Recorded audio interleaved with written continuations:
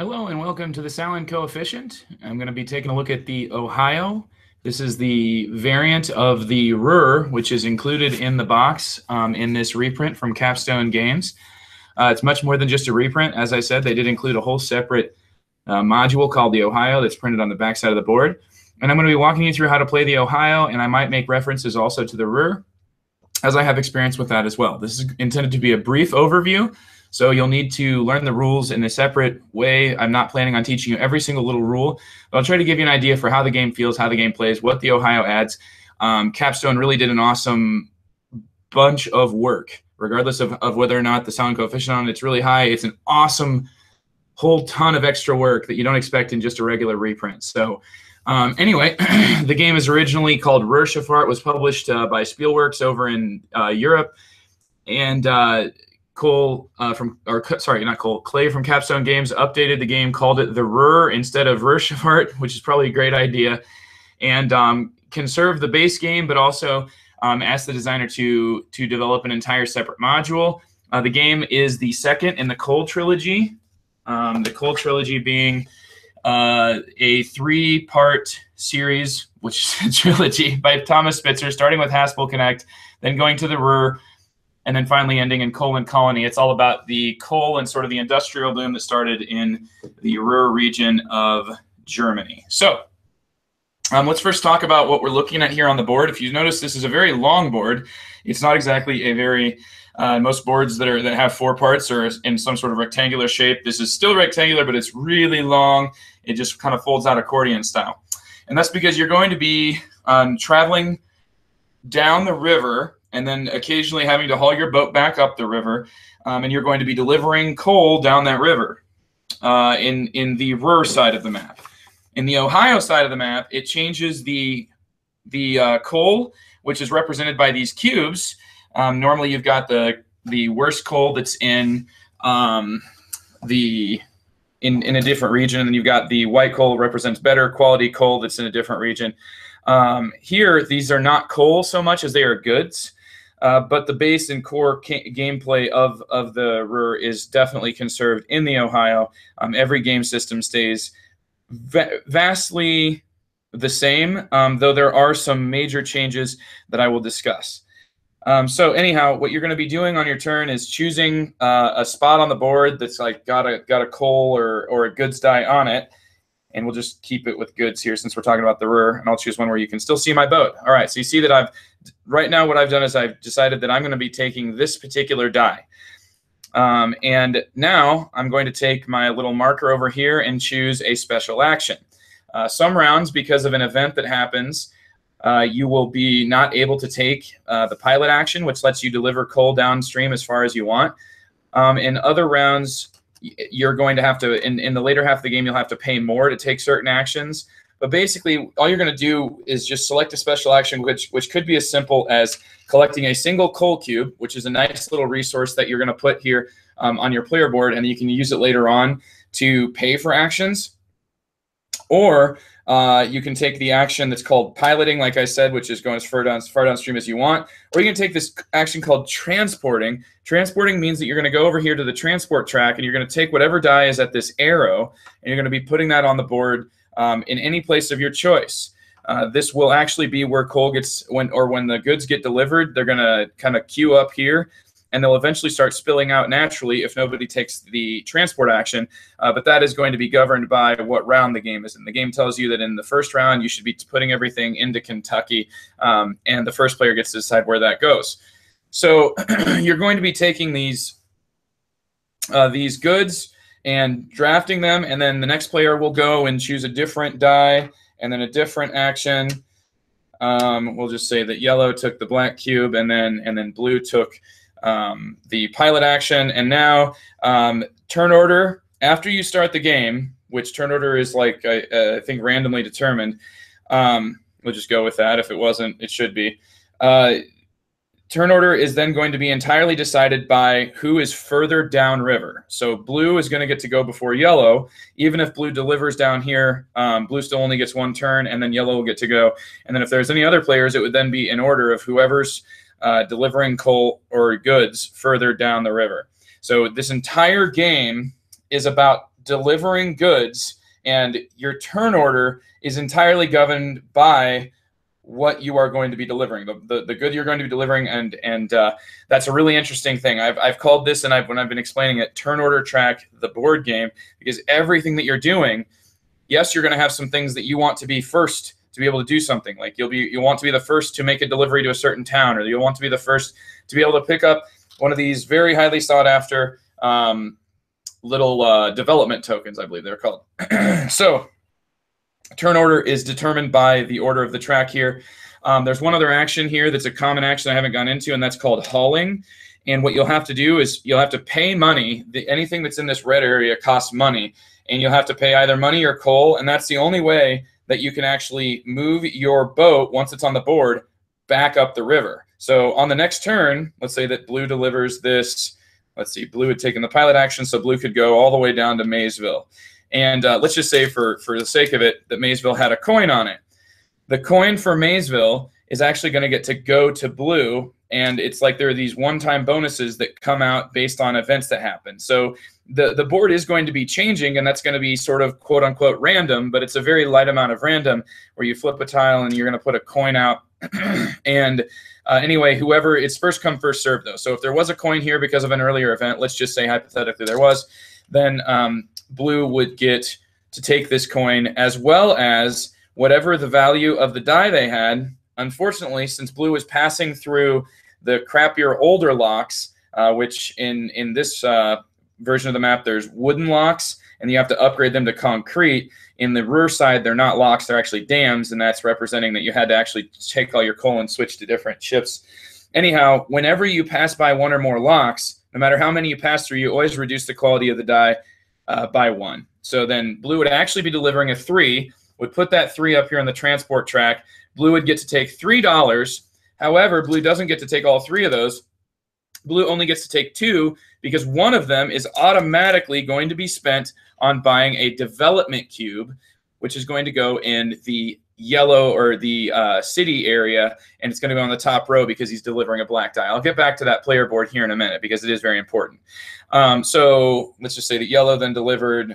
Yellow has to deliver here because did not choose the pilot action. So because yellow did not choose the pilot action, he has to make a delivery to this industry right here. Same thing, yellow is passing through 1 lock, so has to deliver a 3, takes $3, but only actually gets to keep 2 of them because 2 of them, because one of them gets spent on making the delivery or buying this development cube, which is going to go here on the gray track because yellow delivered to an industry, which is gray, whereas blue delivered to a city, which is orange. There's also a special spot here for one specific city. It's Louisville. And so that's your first delivery to Louisville will go right there, and you will have to deliver to Louisville before you can open up the bottom side of the map. So it's definitely something everybody has to do.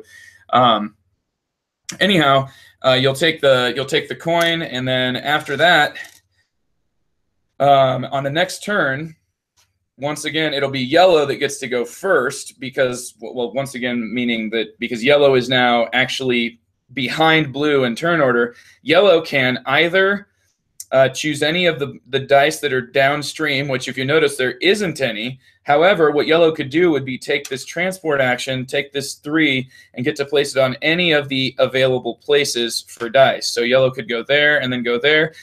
And let's say that blue looks at this situation and says, I don't really want any of this stuff here. So blue wants to go back up here. Well, blue can take the hauling action, which actually costs 2 cubes of coal or a coin, and then blue is actually going to get to go as far upstream as he wants. So basically, the tough part in this game is, you know, like you can move as far downstream as you want. You have to deliver 2 ahead unless you take the pilot action.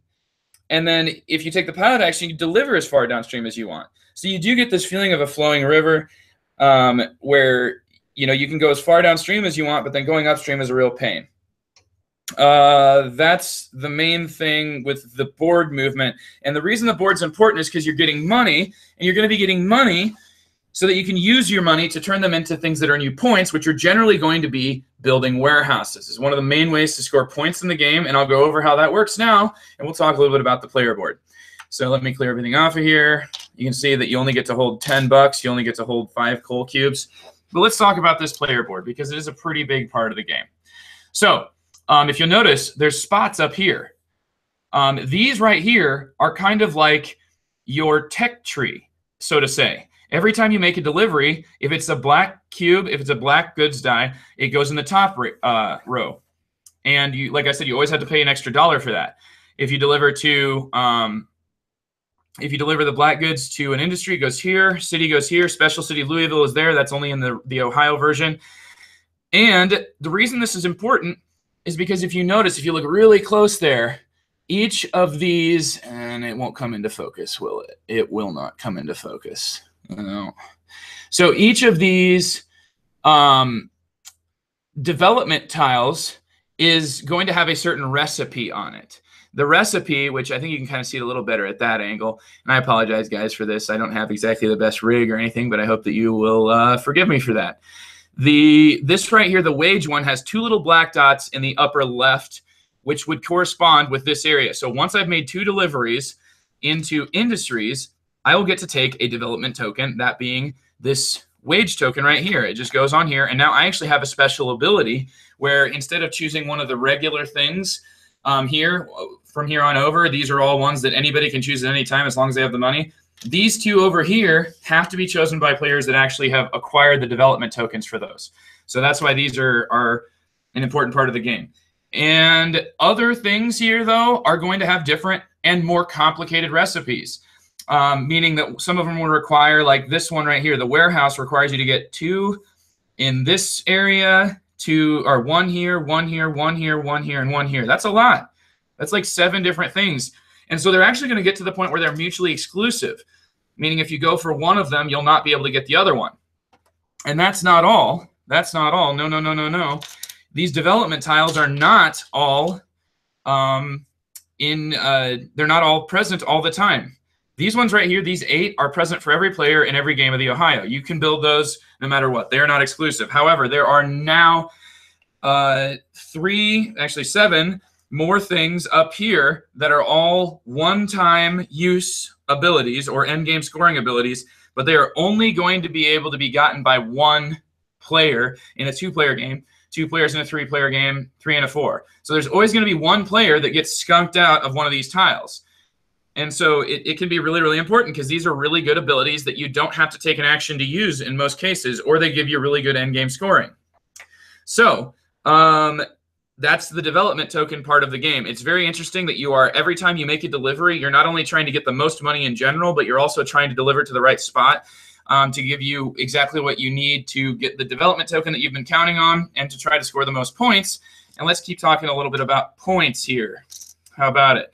Now I got to keep those separate. Those look a lot like the money.